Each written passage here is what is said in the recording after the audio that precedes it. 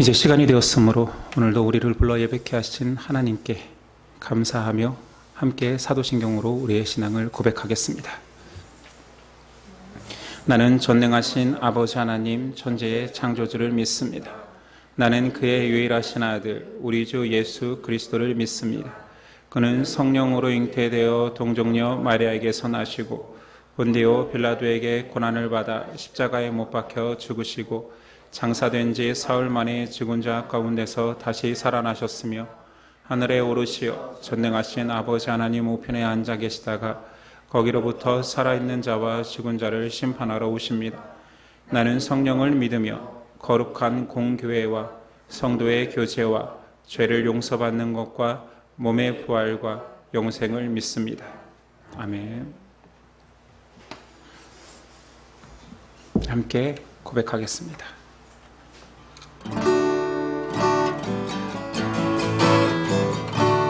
주의 인자는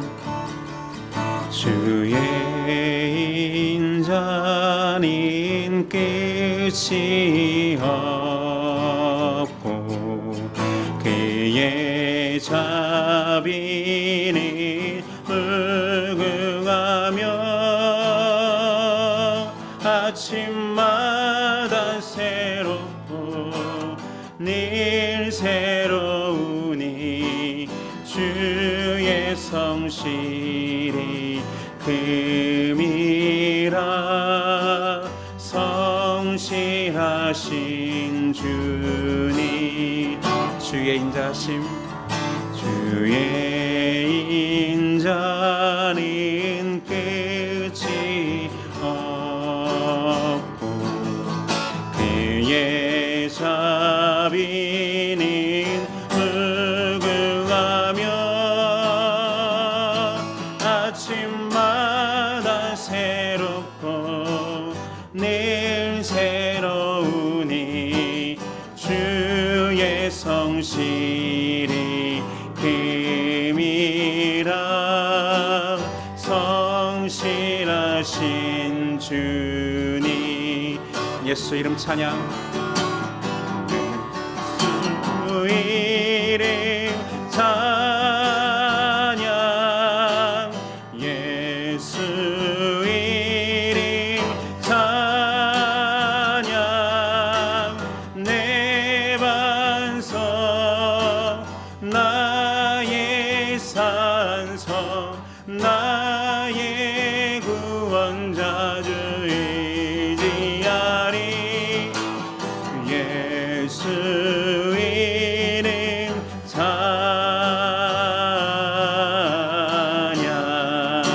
예수 내 예수 이름 찬양 예수 이름 찬양 내 반석 나의 산성 나의 구원자 주 의지하 예수 내 예수 이름 찬양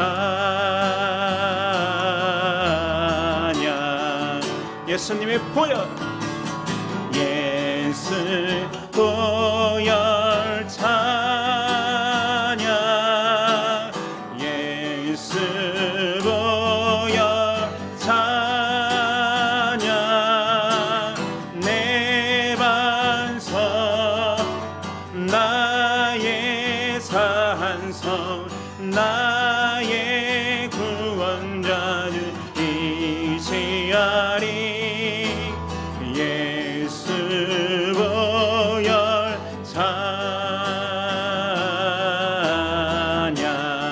예수님의 능력 찬양 예수 능력 찬양 예수 능력 찬양 내 반석 나의 산성 나의 구원자 주 의지하리 예수 능력 예수 능력 예수님의 이름, 예수 이름 찬양, 예수 이름 찬양. 내 반성 나의 산성 나의 구원자 주 의지하리. 예수 이름 찬양.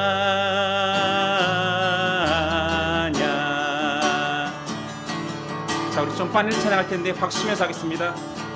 주 이름 그 능력이 있도다 난 믿네. 그 이름 주 이름 예수의 그 이름 물을 때 새 생명 얻었네. 마귀니 떠나가고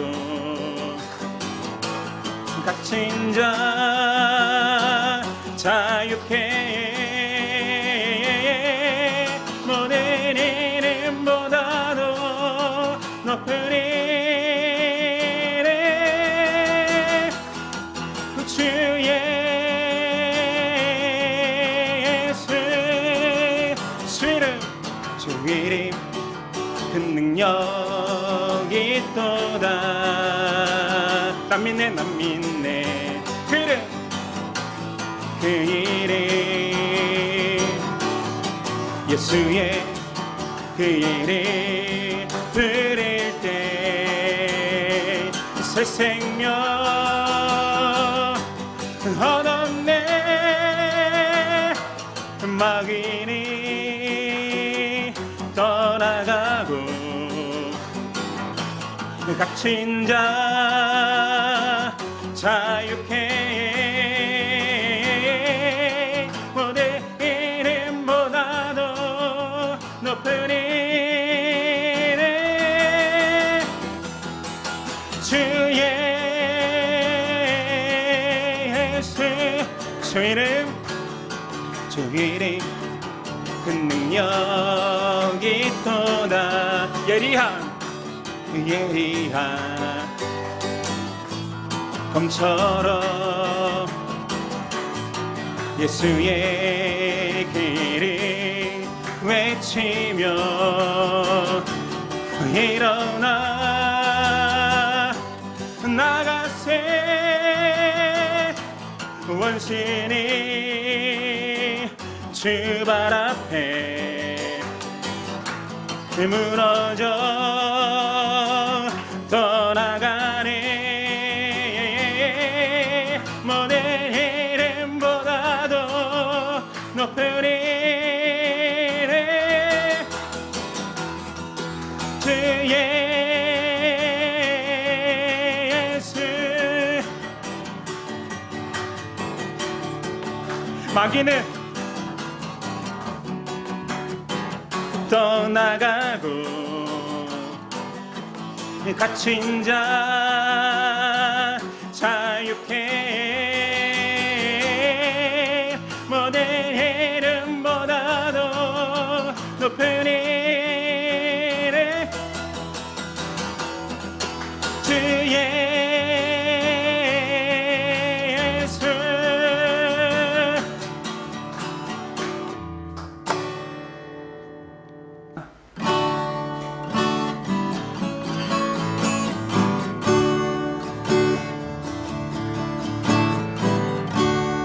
은혜 아니면 살아갈 수가 없네. 호흡마저도 다 주의 것이니 세상 평안과 위로 내게 없어도 예수 오직 예수뿐이네. 다시 고백합니다. 은혜 아니면 살아갈 수가 없네. 호흡마저도 다 주의 것이니 세상 평안과 위로 내게 없어도 예수, 오직 예수뿐이네. 크신 계획 다 볼 수도 없고 작은 고난에 지쳐도 주께 묻기 나의 모든 삶 버티고 견디게 하시네. 은혜 아니면 살아갈 수가 없네. 나의 모든 것 다 주께 맡기니 참된 평안과 위로 내게 주신 주 예수, 오직 예수뿐이네. 은혜 아니면 살아갈 수가 없네. 은혜 아니면 살아갈 수가 없네. 호흡마저도 다 주의 것이니 세상 평안과 위로 내게 없어도 예수, 오직 예수뿐이네. 크신 계획 다 볼 수도 없고 작은 고난에 지쳐도 주께 묻기 나의 모든 삶 버티고 견디게 하시네. 은혜 아니면 살아갈 수가 없네. 나의 모든 것 다 주께 맡기니 참된 평안과 위로 내게 주신 주 예수, 오직 예수뿐이네. 참된 평안과 위로 내게 주신 주 예수, 오직 예수뿐이네. 참된 평안과 위로 내게 주신 주 예수, 오직 예수뿐이네.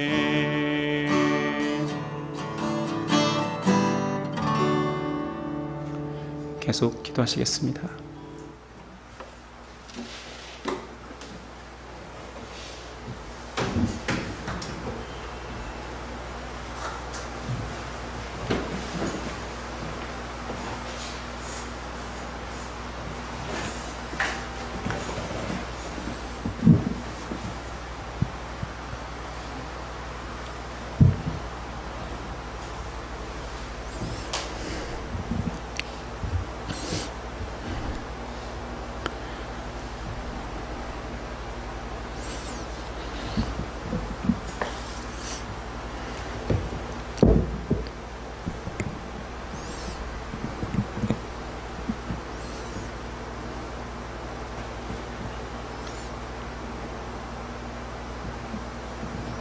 살아가는 주님, 우리의 모든 형편을 아시는 주님,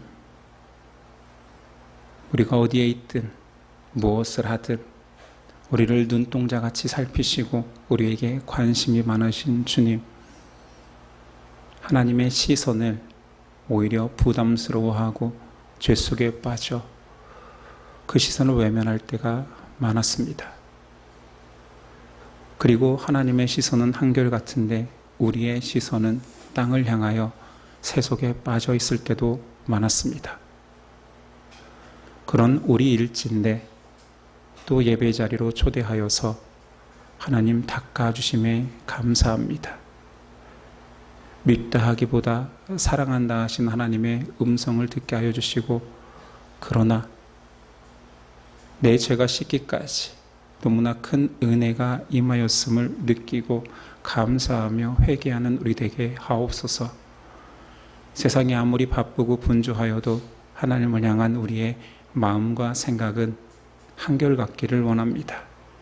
붙잡아 주시고 믿음 허락하옵소서.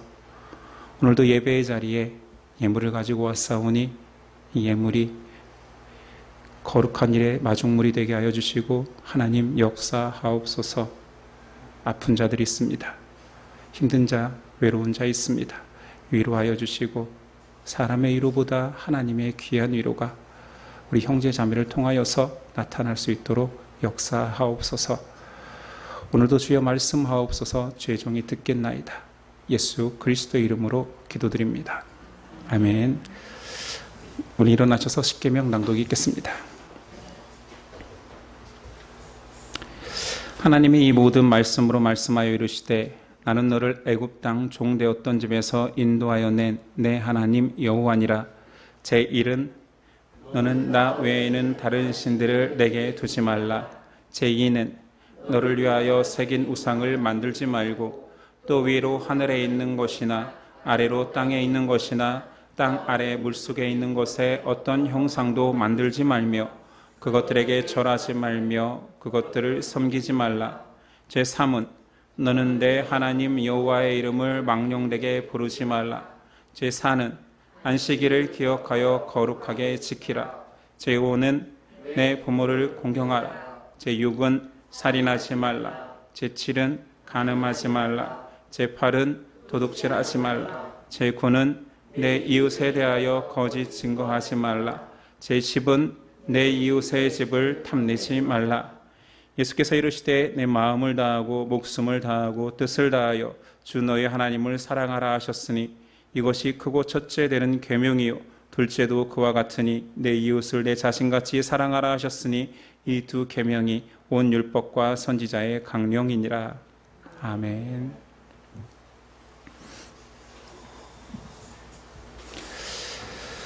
오늘 우리에게 주시는 말씀은 사사기 3장 31절입니다.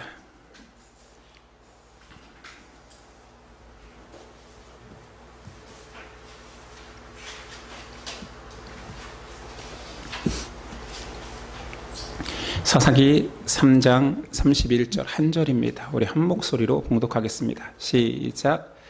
에훗 후에는 아나세 아들 삼갈이 있어 소 모는 막대기로 블레셋 사람 600명을 죽였고 그도 이스라엘을 구원하였더라. 아멘. 오늘 말씀의 제목은 소 막대기 삼갈. 소 막대기 삼갈이라는 제목으로 오늘 나누겠습니다. 오늘 세 번째 등장하는 사사는 삼갈입니다. 31절 한 절로만 그를 설명하고 있지요. 에훗 후에는 아나세 아들 삼갈이 있어 소 모는 막대기로 블레셋 사람 600명을 죽였고 그도 이스라엘을 구원하였더라. 오늘 말씀의 특징은 삼갈에 대한 설명 자체가 없습니다. 내용도 없습니다.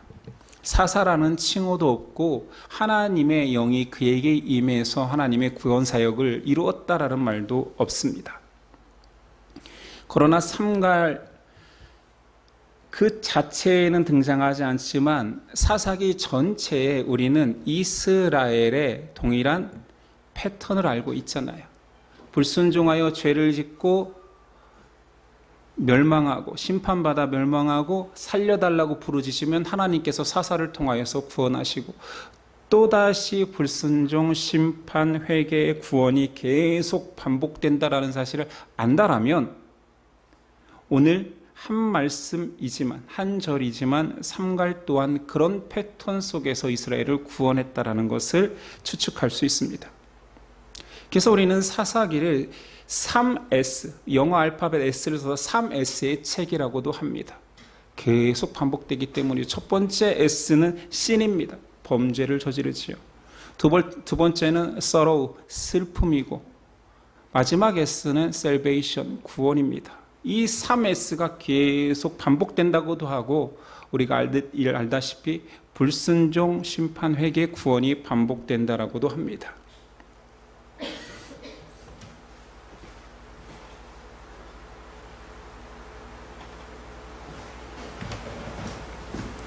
죄송합니다. 좀 줄였습니다. 사사 3갈의 내용에서도 등장하지는 않지만 이 패턴 속에서의 사사의 구원이 이루어졌다라고 우리는 충분히 유추할 수 있습니다.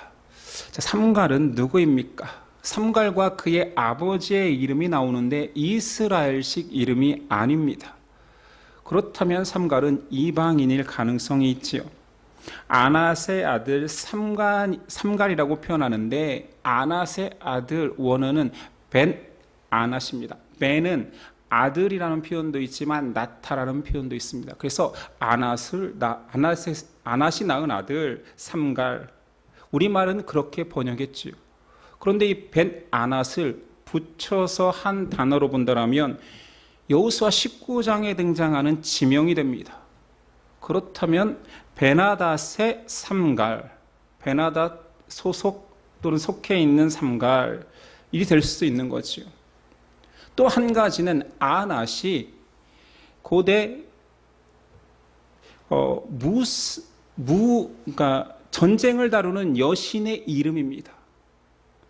그러니까 그 여신의 아들로서 표현된다라는 것은, 우상의 여신의 아들 표현은 이런 거지요. 우리는 야구 선수 중에 바람의 아들이라는 별명을 가진 분이 있습니다. 빠르기 때문인 거지. 전쟁의 여신의 아들이라는 표현은 그냥 용맹한 장수의 칭호처럼 사용될 수도 있다라는 거지요.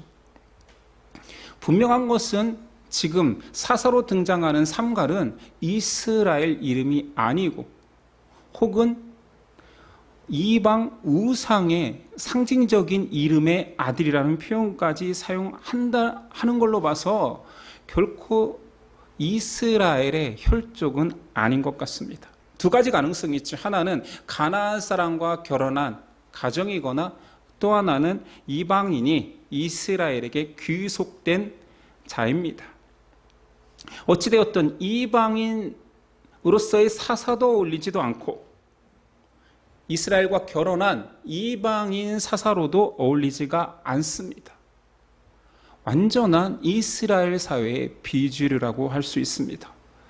우리 지난 시간에 왼손잡이 에웃은 단순히 왼손이 힘이 센 왼손잡이가 아니라 오른손을 잃은 왼손잡이 에웃이었다라고. 그러니까 장애를 가진 자, 고대 사회에서 아무 쓸모도 없는 오른손 없는 자를 통해서 하나님이 구원 사역을 이루었다라면, 오늘은 완전한 비주류, 결코 리더가 될 수 없는 위치의 한 사람이 하나님께 쓰임받아 구원을 이루는 이야기를 다루고 있습니다. 물론 연약한 자를 들어서 쓰신 하나님, 이렇게 주제를 잡아도 틀린 말은 아니겠지만 사사기 전체의 핵심에는 벗어납니다. 사사기 주제는 오직 구원은 하나님의 계획과 능력 하에서 완성된다 아닙니까? 그렇다면 작은 자, 연약한 자, 결코 사사가 될 수 없는 자가 쓰였다라는 것은 하나님이 하셨음을 강조하기 위함이지, 사람의 작지만 하나님이 크게 쓰신다라는 내용은 아닌 거지.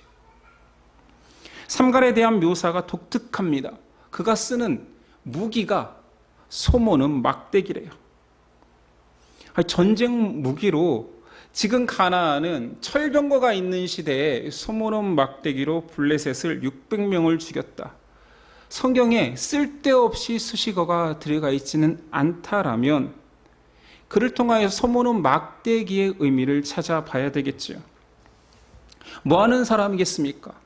왜 구태여 그냥 들판의 막대기가 아니라 소모는 막대기라고 했겠습니까?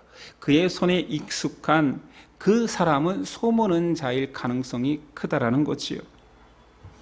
농부가 무기도 없이 그냥 작대기 하나 들고 용사 600명을 죽였다라고 성경에 기록되어 있으니 믿지, 이것을 여러분들이 만약에 주변 사람에게 들었다라고 믿겠습니까? 흔히 주먹개나 쓰는 남자들은 과거 이야기를 할 때 12대 1로 싸워서 이긴 적이 있다는 표현을 많이 씁니다. 그렇죠? 왜 12일까요? 전 궁금했어요. 7대 1, 8대 1, 10대 1고 15대 1도 있는데 왜 특이하게 12대 1일까?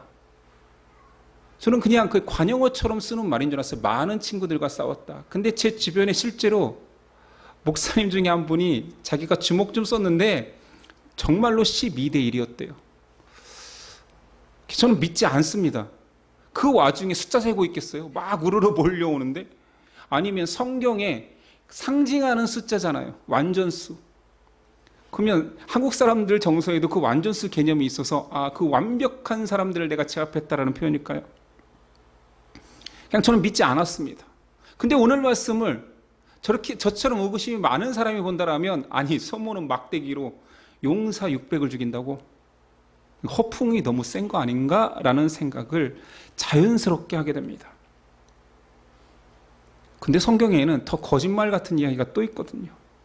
또 블레셋과의 전쟁의 장수의 이름은 골리앗입니다.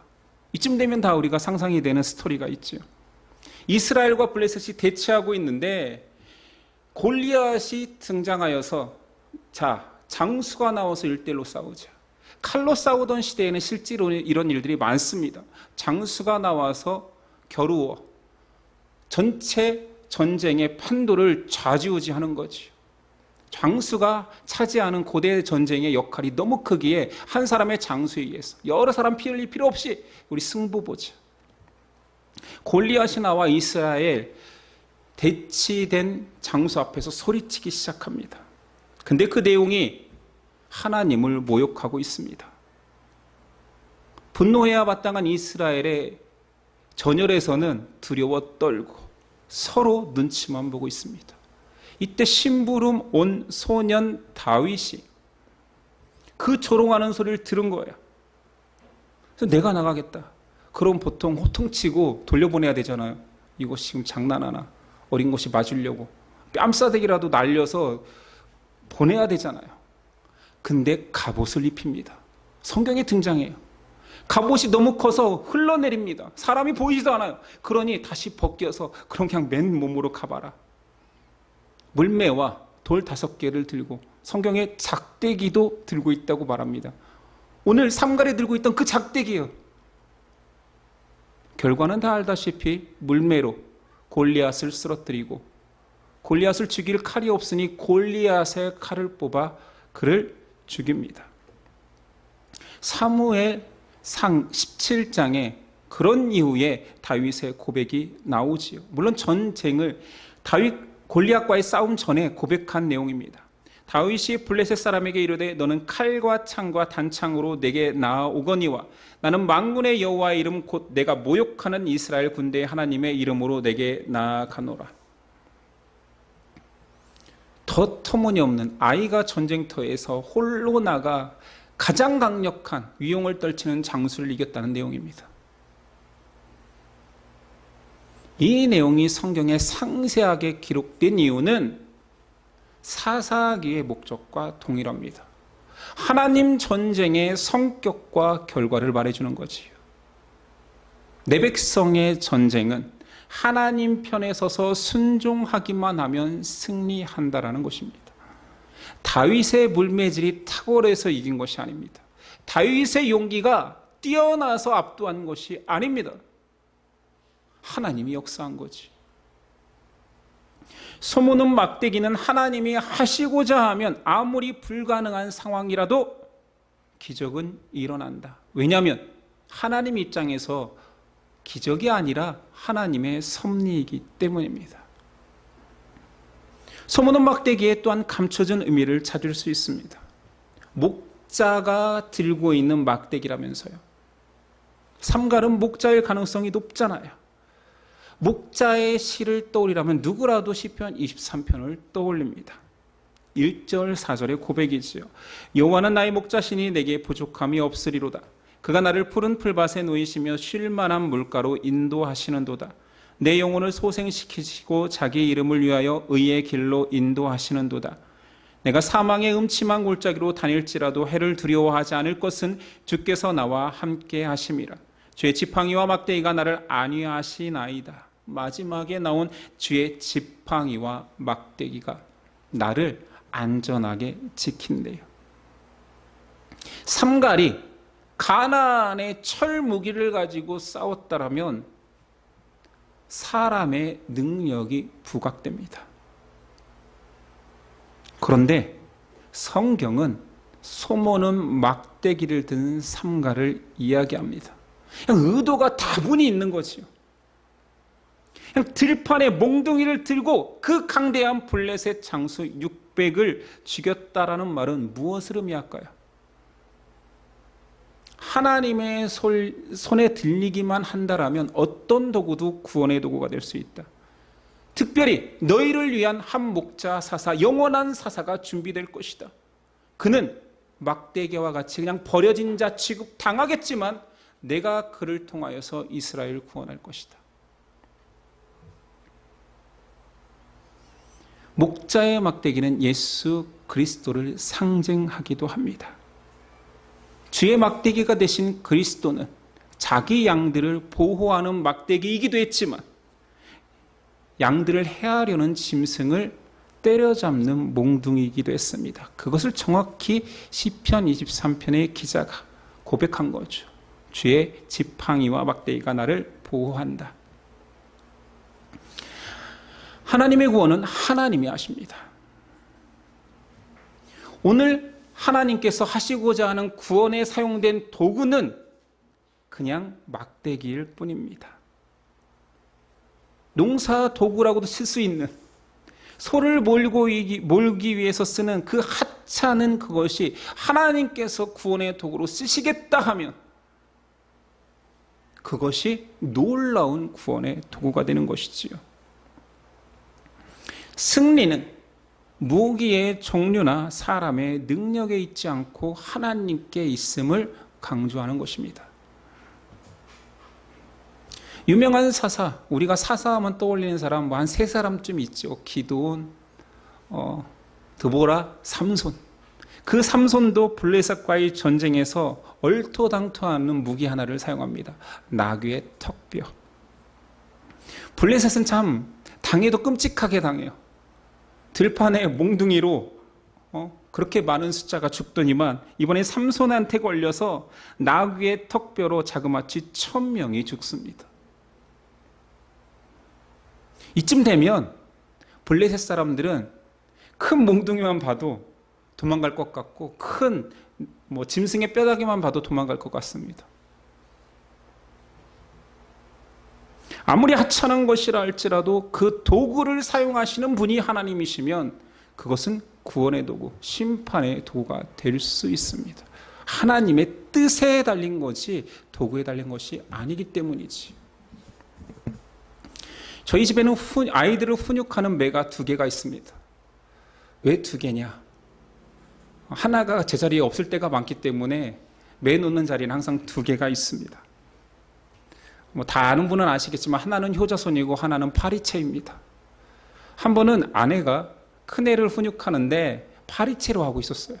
아이가 대뜸 예상이 되죠. 파리채로 맞으면 애들이 하는 말이 꼭 있습니다. 엄마 이거 파리 잡는 건데 왜 저를 때리세요? 이러니까 아내가 하는 말이 바로 잡으면 파리채고 뒤집어 잡으면 애들 잡는 매다 이렇게 표현했어요. 당황하지 않고. 그때 제가 속으로 얼마나 웃기면서도 성경적인가. 손모는 막대기가 바로 잡으면 막대기이지 뒤집어 잡으면 하나님의 심판의 도구입니다. 의도를 가진 전능자가 쓰시겠다고 하면 전능자의 의도대로 사용되는 거죠. 도구가 문제가 되지는 않습니다. 아무리 하찮은 것도 전능하신 하나님께서 사용하시겠다라고 하면 구원의 도구가 되는 것입니다. 이 말씀을 자꾸 우리는 윤리적으로 해석하기를 좋아해요. 작은 자를 쓰시는 하나님, 미천한 자를 쓰시는 하나님, 농부도 사사로 쓰시는 하나님. 기도하고 간구하면 높이 들림 받는다. 꿈을 크게 가져라. 사사기는 결코 그런 주제를 담고 있지 않습니다. 그렇게 설교한다고 해도, 교훈적으로 설교한다고 해도 틀렸다 말할 수는 없지만 원 목표를 벗어난 거지요. 사사기가 강조하고 있는 것은 하나님의 구원은 사람의 능력과 힘이 아니고 하나님의 계획과 섭리로 이루어진다입니다. 삼가를 통해 우리를 향한 하나님의 구원 메시지는 그러니 하나님의 능력은 인간의 상식과 이성으로 판단하지 말라라는 것이요. 하나님이 사람을 말씀으로 창조하실 수 있는데도 불구하고 흙으로 창조했습니다. 하나님의 의도성이 있는 거지. 미천한, 널려있는, 지천에 깔린 그 흔하고 난 심지어 짐승에게도 밟히는 그 흙으로 사람을 지으신 분이 하나님이십니다. 하나님은 자신이 애굽에서 이스라엘을 능히 말씀으로 구원하실 수 있습니다. 애굽을 멸망시키면 끝나는 거잖아요. 지구상에서 사라지게 할 수 있잖아요. 그런데 그 못난 도망자, 말 못한다고 핑계대는 모세를 들어 그냥 가기 저는 두렵습니다 했을 때 구태여 지팡이 하나를 짚고 그 지팡이를 가지고 가라. 그 지팡이 뭐 금지팡입니까? 철지팡입니까? 아니요. 그냥 나무일 뿐이에요. 하나님이 쓰시겠다고 하면 놀라운 능력의 도구가 되는 거지요. 지팡이의 능력이 있는 것이 아니라 하나님의 능력은 어떤 곳에서 어떤 도구로도 어떤 사람으로도 나타낼 수 있는 창조주라는 것을 드러내는 것입니다. 성경 전체에서 하나님의 도구로 쓰임받는 자들의 특징이 있습니다. 겸손하게 자신이 아무것도 아니라는 사람만 쓰십니다. 능력 있다 하는 자, 내가 좀 뭐 좀 할 수 있습니다 하나님 하는 자는 절대로 들어쓰지 않습니다. 오히려 심판의 대상이 되지. 출애굽 지도자인 모세는 끊임없이 거절합니다. 저는 아무것도 아닙니다. 못합니다. 그래서 쓰임받은 것입니다. 참 넌들이 성경 읽다 보면 이쯤 하면 순종하고 가지. 또 가다가도 또 하나님께 항변하는 모세를 보면서 우리는 인간이 저래서요 어떻게 쓰임받았지 하는데 그것이 쓰임받은 이유입니다. 하나님 저 아무것도 아닙니다. 못합니다. 내가 할게. 내가 한다. 너는 도구로 사용될 뿐이다. 순종해라. 따라가라. 우린 짜증내지만 하나님은 짜증내지 않고 그 아무것도 아닌 자를 사용하십니다. 구약에서 능력의 선지자 하면 엘리사가 떠오릅니다. 엘리사가 많은 능력을 베풀었으니까. 그러나 그의 제자 엘리야죠. 능력의 선지자 엘리야인데 그의 제자 엘리사는 엘리야보다 2배의 능력을 행하였다라고 표현되어 있습니다. 그는 그냥 농부였습니다. 아무것도 아닌 자를 통하여서 엘리야보다 2배의 능력을 행해야 하나님이 하셨다고 고백하지요. 12 제자 중에 번듯한 자는 아무도 없습니다. 그래야 주께서 하셨다라는 고백이 나오지 않겠습니까? 하나님은 작은 자를 통하여서 큰 자 만들어 쓰신다. 이것은 성경 전체에 등장하는 모습이긴 하지만 성경의 주제는 아닙니다. 더 정확히 말하면 하나님은 자아를 내려놓고 하나님만을 절대 의존하는 그 사람을 도구로 쓰신다입니다. 그래야 하나님을 고백하기 때문이죠. 근데 우리는 신앙생활하면서 자꾸 이 실수를 반복합니다. 절대자를 고백하고 그분 앞에 나와서까지 내 능력을 사용해 달라고, 내 능력을 통하여서 하나님을 높이겠다라고 자꾸 투정을 부립니다. 이 투정 아니고 무엇입니까? 상식으로는 맞습니다. 세상은 그런 사람을 귀하다 합니다. 귀한 재능을 가졌는데 자기 영광을 있을 수 있는데 막 재능을 기부하네. 하나님 앞에서 재능 기부가 말이 됩니까? 기독교는 오직 믿음으로만 구원받는다 고백합니다. 그 믿음이 선물이라 말합니다. 선물로 거저받았는데 자꾸 사례를 드리려고 합니다. 선물값을 치르려고 하는 거지요. 제가 이렇게 귀한 선물을 받았으니 하나님 저도 양심상 좀 드려야겠지요. 그렇게 자꾸 드리려고 할 때마다 그 선물에 정말 셈할 수 없는 선물의 가치가 뚝뚝뚝 떨어지고 있다는 사실 아십니까? 본인이 셈하고 있잖아요. 사람들은 자꾸 갖추어서 하나님께 영광 돌리려고 합니다. 제가 그래도 볼품 없는데 조금 볼품 있을 때 하나님 영광 돌리겠습니다. 하나님은 그런 영광을 요구한 적이 없습니다. 우리의 생각에는 소모는 막대기 같은 걸로 하나님께 영광 돌릴 생각은 추워도 이거는 불경하다. 거룩하신 하나님 앞에 내가 저 먼지 나고 더럽고 짐승에 배설물도 묻을 수도 있는 저 막대기를 가지고 하나님께 영광 돌린다고? 사람의 생각에 그런 것은 없습니다. 그걸 이쁜 짓이라고 생각하지요. 뭔가 놀라운 존재 되어서 사람들이 칭찬하는 존재 되어서 하나님께 영광 돌리려고 합니다. 하나님이 받으시는 영광은 저는 아무것도 아닙니다. 저 같은 자를 어떻게 하나님 이뻐하시고 구원하십니까? 이거라는 사실을 너무 인정하기 힘들어요. 당신 구원받은 날과 시를 기억합니까? 이것도 잘못된 건데 묻지요. 기억하는 사람도 있지요. 저에게도 간증이 있으니 뭐 그런 날이라고 기억될 만한 날은 있습니다. 그 날은 가장 겸손한 날인 것 같아요. 자기 인생에서 가장 겸손했던 날, 가장 많이 깨어진 날, 그날 구원을 허락받은 날이 아니라 교만한 인간이 가장 겸손한 날을 기억하여서 이날 하나님께서 나를 구원하셨어. 구원의 날짜야라고 기억하는 거죠. 얼마나 교만함이. 아무것도 아닌 것으로 하나님만 의존하는 절대 의존적 존재로 영광 돌리는 것인데 자꾸 상대적인 것들로 하나님께 영광 돌리며 하나님은 그렇게 귀한 것만 받으신다라고 생각하는 것 자체가 하나님의 은혜를 희석하는 거요, 우리의 교만입니다.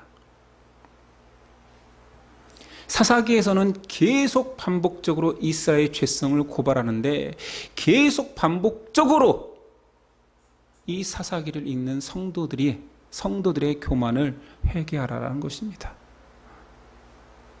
첫날부터 지금까지 주제는 대동소이합니다. 또 그 얘기입니다. 하나님의 크심을 고백하고 우리의 작음을 고백하는 그런 목적이 사사기를 읽는 이유입니다. 창조주 하나님은 무에서 유를 창조하신 분입니다. 구원주 하나님은 구원을 하시되 자기가 계획한 그 구원을 이루시기까지 사람을 쓰고 하나님의 계획하심 속에 사람을 동참시키지만 가장 낮은 자, 가장 작은 걸 통하여서 하나님의 가장 큰 구원을 완성하십니다. 그러니 예수님이 이 땅에 온 이유가 가장 낮은 자, 섬기러 왔다라고 고백할 수밖에 없는 거지요. 하나님의 계획이 그러했으니까. 지난 시간 전쟁에는 도무지 절대로 세워서는 안 되는 장수의 역할로 장애인을 세웠습니다.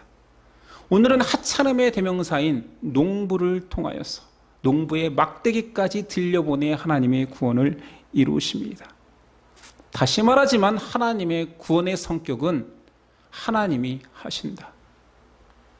사람의 능력이 아님을 선언하고 있습니다. 크고 강하고 멋지고 놀라운 자를 세우는 것이 아니라 작고 약해야지만이 그 인간은 하나님의 구원의 도구로 사용된 이후에 하나님께서 다 하셨습니다를 고백하기 때문이지. 성경에는 이 이야기가 계속 증거됩니다. 이스라엘을 제사장 나라로 이방인을 구원할 제사장으로 삼은 이유를 성경에서 신명기 7장 7절에 말하고 있지요. 여호와께서 너희를 기뻐하시고 너희를 택하심은 너희가 다른 민족보다가 수요가 많기 때문이 아니니라. 너희는 오히려 민족 중에 가장 적으니라. 현대 이스라엘 사람들도 이걸 좀 들었으면 좋겠어요. 니네가 못나서 택했어. 제일 못났거든. 제일 작거든. 무능하고 작은 나라를 택해서 하나님이 제사장 나라를 삼아야지만이 하나님을 고백하고 하나님의 구원의 놀라우심을 찬양하고 그 은혜 가운데로 들어오기 때문입니다. 바울이 큰 자였고 인정받는 자였을 때는 하나님이 거들떠보지 않습니다. 그가 깨어지고 작아지고 무너졌을 때야지만이 쓰셨습니다. 그 고백을 바울이 직접 하죠. 고린도전서 15장 9절이야. 나는 사도 중에 가장 작은 자라. 나는 하나님의 교회를 박해하였으므로 사도라 칭함받기를 감당하지 못할 자니라. 그러나 내가 나 된 것은 하나님의 은혜로 된 것이니 내게 주신 그 은혜가 헛되지 아니하며 내가 모든 사도보다 더 많이 수고하였으나 내가 한 것이 아니요 오직 나와 함께 하신 하나님의 은혜로다.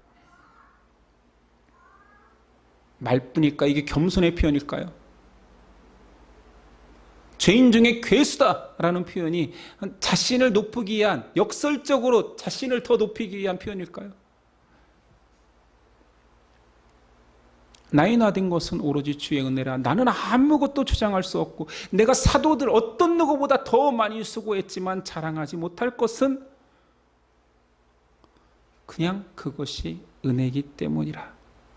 하나님이 나를 사용해 주신 걸로 감지덕지할 뿐이다. 나는 하나님의 도구일 뿐이다. 고백하고 있습니다. 이런 자에게 구원이 임하는 것이지요. 이스라엘이 불순종하고 이스라엘이 또 불순종하고 또 하나님을 배신하고 또 우상에 빠질 때마다 우린 그런 생각을 하죠. 이쯤 됐으면 하나님 그냥 심판하고 다른 민족을 세우시지. 또 이스라엘 또 이래. 징글징글하다가 아니라 그래서 이스라엘이 구원을 받는 것입니다. 이 은혜를 잘못 오해한 사람들은 신약에 와서 이런 얘기를 하죠. 그래서 은혜를 키우기 위해서 죄 가운데 거해야 됩니까? 라고 바울에게 항변하는 거지요. 여러분도 들으면 그렇잖아요. 그러니까 죄 지으라고요. 더 죄 짓고 더 처절하게 죄인임을 고백하라고. 그래서 죄를 지으라고요. 그런 말이 아닌지 다 알잖아요. 그건 말장난이잖아요. 그럴 수 없는 이라라고 말하시오. 성령의 사람은 그럴 수 없는 이라. 죄인임을 고백하는 것은 죄 가운데서 고백할 뿐이지만 죄를 더 지어서 더 성령이 그를 회개케 하는 것은 아니라는 거지.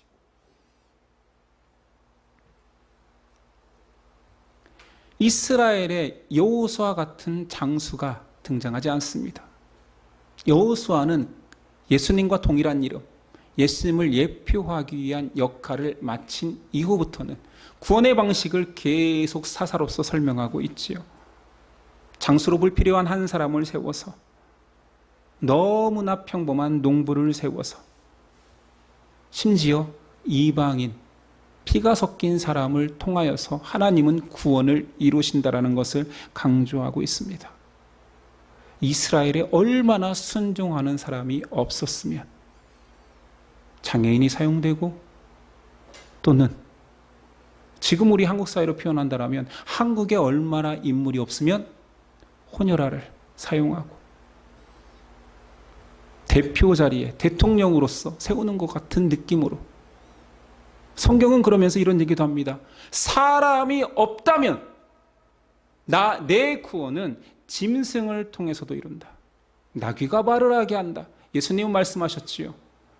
돌들로서 소리 지르게 할 수도 있다. 사람의 약함은 하나님의 구원 사역의 장애물이 될 수 없습니다. 사람의 약함은 오히려 그분의 뜻을 이루기에 더없이 좋은 도구가 됩니다. 그렇다면 우리가 기독교의 신앙을 바로 점검합시다. 우리가 믿고 따르는 예수 그리스도를 따르는 작은 예수 된다라는 그 신앙을 점검해 봅시다. 일하라는 것입니까? 헌신하라는 것입니까? 더 좋은 걸로 영광 돌리라는 것입니까? 하나님이 찾으시는 사람 자체가 유능한 사람이 아닌데 첫째는 유기시키고 둘째를 사용하시는데 그 무능해지라는 말입니까? 세상은 계속 우리에게도 세상에게도 동일하게 한 가지 세계관을 심으니 인정받는 권능의 오른손잡이가 되라고 얘기합니다. 힘을 발휘하라고 하지요. 돈이 됐든 지위가 됐든 권능의 오른손잡이로서 인정을 받으라고 얘기합니다. 세상은 존경받는 높은 자리에 올라가라고 합니다. 저기 시골의 촌부가 되어라고 말하지 않지요. 하나님께 영광 돌리려면 최소한 높은 데 가서 빛 비추라라고 얘기합니다. 등대가 되어라라고 얘기합니다. 어떻게 이단처럼 그렇게 성경을 한 구절만 띄어다가 인용하는지 모르겠습니다. 하나님은 한결같이 자신을 신뢰하고 자신에게 순종할 수 있는 자를 통하여 일하십니다. 믿음의 사람을 찾지 능력의 사람을 찾지 않으십니다.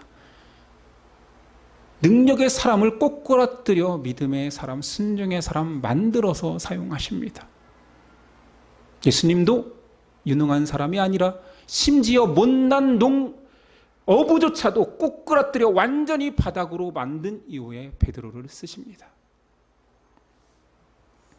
우리 조심해야 됩니다. 유능으로 하나님께 영광 돌리려 하지 마십시오. 달란트를 사용한다. 달란트 시장에 팔아먹으십시오.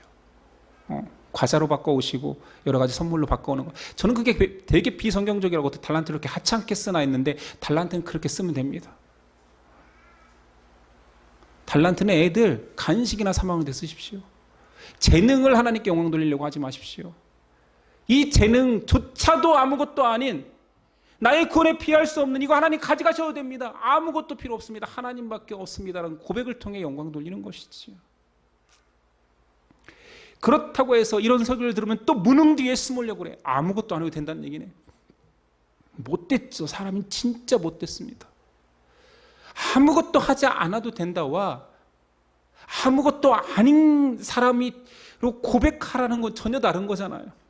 봉사도 안 해도 된다는 거, 헌신도 안 해도 된다는 얘기네. 선교도 안 나가도 된다는 얘기네. 참 가를 가리키면 나를 이야기하고 나를 가리키면 가를 이야기하는 못된 사람들의 습성입니다. 사람은 하나님 뒤에 숨어서 무능을 감추어서도 안 되지만 하나님 앞에서 유능을 과시해서도 안 된다는 것입니다. 오직 순종함으로 하나님만을 고백하고 높이면 되는 거예요. 이게 어렵지만, 이게 성숙이겠지만, 그래서 구체적으로 우리 어떤 고백을 해야 하나님이 기뻐하실까를 생각해야 됩니다. 여러분 어떤 고백하시겠습니까? 이 설교를 들은 이후에 그러니까 목사님은 뭔 얘기를 하라는 거야? 그냥 감사합니다만 하고 다니라는 얘기야? 그냥 나 죄인입니다라고 말하고 다니라는 얘기야? 날마다 무릎 꿇고 앉아서 회개만 하라는 얘기야? 하나님께서 다 하심을 먼저 고백하면 됩니다. 나의 구원도, 우리 가정의 구원도, 예수님의 구원도, 이 나라의 구원도 하나님께서 다 하신다. 이스라엘의 전쟁은 하나님의 승리로 완성된다. 내가 열심이면 이기고 내가 불성실하면 지는 게임이 아닙니다. 그 완성을 요한계시록에서 보여주죠. 이긴 싸움의 완성의 끝을 보여줍니다. 참여하여라, 참여하여라. 포기하지 말고 참여하여라. 승리다. 그걸 잊지 말고 고백하며 나오라는 것입니다. 그리고 개인적으로는 나여도 됩니까? 부족한 나여도 사용하십니까? 라고 일하기 싫어서나 또는 뭔가 도피하기 위해서가 아니라 나 같은 자라 할지라도 하나님이 사용하겠다라고 한다면 감사하며 가겠습니다. 좀 더 고상하게 성경의 그대로 표현을 꺼내볼까요? 바울은 어떻게 표현했냐면 아까 읽은 그 부분입니다. 저는 무익한 종입니다. 무익한 종이니 일을 하면 할수록 이익이 나오지 않는 거예요. 무익한 거예요. 맞잖아요. 사실은 무익한 종이라고 고백하지만 뒤에서 저를 시켜보십시오. 전 유익합니다라고 말하는 것이 아니라 진실로 저는 무익합니다. 아무것도 아닙니다. 저를 쓰면 쓸수록 아마 죄가 퍼질 것입니다. 저는 무익합니다. 그러나 내게 주신 은혜가 헛되지 않도록 저는 다른 어떤 사도보다 더 수고할 것입니다.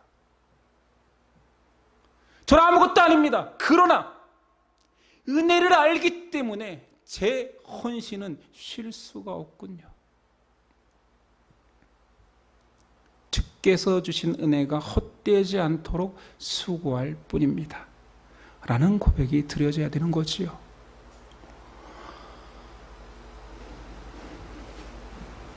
제가 신학교 갈 때 제 은사 목사님께서 제가 좀 교만해 보였는지 어찌됐든 좋은 충고를 해주셨습니다. 성도가 네가 하나님께 뭔가 해드린다고 착각하지 마. 너 아니어도 하나님이 할 사람 많아. 평소에 그렇게 좀 직설적이고 독한 말을 하는 분이 아니에요. 근데 저를 진짜 아끼니까 하신 말이지요. 너 아니어도 하나님 일할 사람 많아. 뭔가 해드린다고 착각하지 말라 했습니다. 겸손하라라는 권면이었죠. 저는 그게 잊어지지 않습니다. 그 목사님의 설교를 거의 기억하지 못하는데 이 말은 잊혀지지가 않습니다. 동일한 권면을 제가 드리겠습니다. 여러분 아니어도 하나님은 일하십니다. 여러분 아니어도 들가의 돌멩이든 작대기든 소문은 막대기든 하나님이 쓰시고자 하는 도구는 널렸습니다. 하나님은 자기의 일을 하시고 완성하십니다. 내가 뭔가를 하나님께 해드린다라는 허세를 부리지 마시고 아무것도 아닌 나를 하나님께서 은혜로 구원하셨으니 제가 어찌 수고하지 않으리요라는 바울의 고백이 저와 여러분에게 있었으면 좋겠습니다. 이스라엘이 교만한 것이 아니라 그 이스라엘과 같은 교회의 성도들이 우리가 교만한 것입니다. 이스라엘이 반복적으로 넘어지는 것이 아니라 우리의 삶이 그렇게 반복적으로 하나님을 불신하며 그렇지만 또다시 하나님을 의지하며 그리스도의 보혈이 아니면 또 살 수 없는 자로 계속 살고 있습니다. 그러나 때가 되면 봄이 오면 싹이 트고 여름에 꽃이 피고 가을에 열매 맺듯 자연스럽게 우리 안에도 복음이 노출되었고 성령님이 함께 하시기에 성숙의 열매가 그 은혜 앞에서 어찌 수고하지 아니으리요라는 고백이 저 여러분에게 분명히 나타날 것이며 우리는 그 승리에 전국적인 승리에 참여하는 자가 될 것입니다. 기도하겠습니다. 주님, 무익한 종이라는 그 고백이 진실되게 하소서. 우리가 보기에 그 헌신된 바울 선배님도 아무것도 아니었고 오직 하나님의 은혜뿐이었습니다. 고백하는 그 귀한 믿음의 고백이 우리 후배들에게도 우리 예심에게도 나올 수 있도록 역사하옵소서. 조금만 헌신해도 고개를 빳빳이 세우는 교만한 우리이고 죄 가운데에서 울부짖으며 하나님이 필요한 우리입니다. 이왕이면 회개하며 하나님을 부르짖는 우리의 모습이 더 커지며 하나님 앞에서 뭔가 해드리는 것처럼 교만한 우리는 날마다 혼내시고 넘어지게 하옵소서. 우리에게는 아버지가 있으니 훈육받아 마땅한 은혜가 있습니다. 우리를 이방인처럼 내버려 두지 마시고 하나님 혼내시옵소서. 그리고 그 매에 다시 아버지를 바로 바라볼 수 있는 건강한 자녀 될 수 있도록 도와주시옵소서. 우리를 홀로 두지 아니하시고 끝까지 함께 하시는 성령님의 은혜를 기대하오며 예수님의 이름으로 기도드렸습니다. 아멘. 일어나서 결단 찬송 드립니다.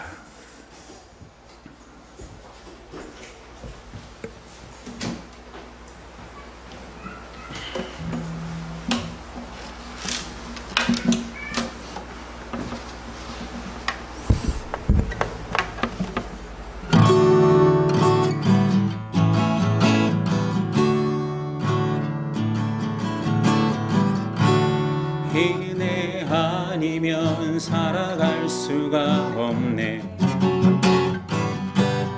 호흡마저도 다 주의 것이니 세상 평안과 위로 내게 없어.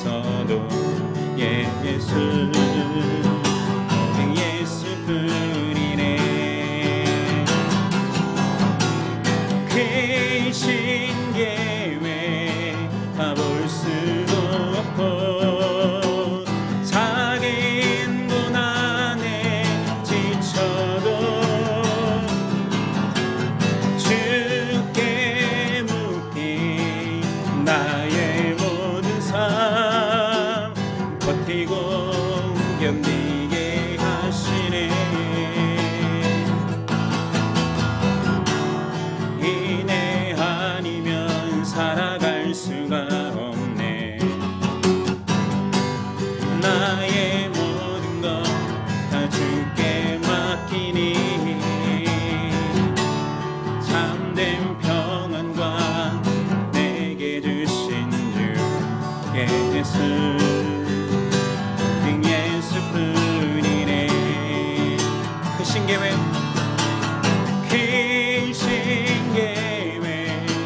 다 볼 수도 없고 작은 고난에 지쳐도 주께 묻기 나의 모든 삶 버티고 견디게 하시네. 이래 아니면 살아갈 수가 없네. 나의 모든 것 다 주께 맡기니 참된 평안과 위로 내게 주신 주 예수 오직 예수뿐이네. 참된 평안과 위로 내게 주신 주 예수 오직 예수뿐이네.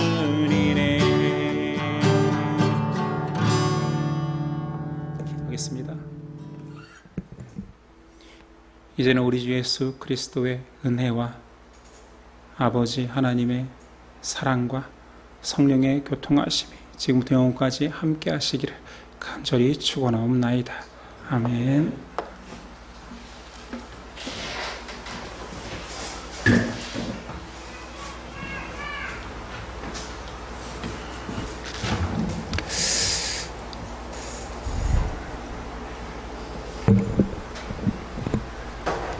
우리 옆 사람과 인사했으면 좋겠습니다. 아무것도 아닌 자가 나입니다. 그러나 하나님은 나를 사랑하십니다. 아무것도 아닌 자가 너입니다. 이러면 안 됩니다. 이건 문제가 됩니다. 자, 오늘은 형제 운동 주간이지만 다음 주 MT 준비를 위해서 쉬도록 하겠습니다. 좀 준비할 것들을 나눠야 할 것들이 많아서 우리 봉사무자 님을 통하여서 이렇게 좀 짐도 나누고 함께 준비해서 좀 원활한 MT가 될 수 있도록 도와주셨으면 좋겠습니다. 축구는 우리 그 전체 MT 가서 좀 마음껏 했으면 좋겠습니다. 카풀을 위해 수고해 주신 분들 좀 감사하고요. 될 수 있으면 빨리 출발할 수 있도록 차 막힘이 한 시간 차이에도 너무 큰 차이가 나니까 빨리 출발해야 서로 다 편하니까 좀 일찍 출발해도 거기서 쉴 수 있는 장소가 있으니까 그랬으면 좋겠고요. 저희는 항상 교회에서 7시에 출발합니다. 그러니까 그 정도에 출발하면 거의 막힘없이 도착하는 것들 경험해 봤으니까 여러분들도 장소에 따라서 그렇게 출발해 주셨으면 좋겠습니다. 예배를 마치겠습니다. 한 주간도 승리하십시오.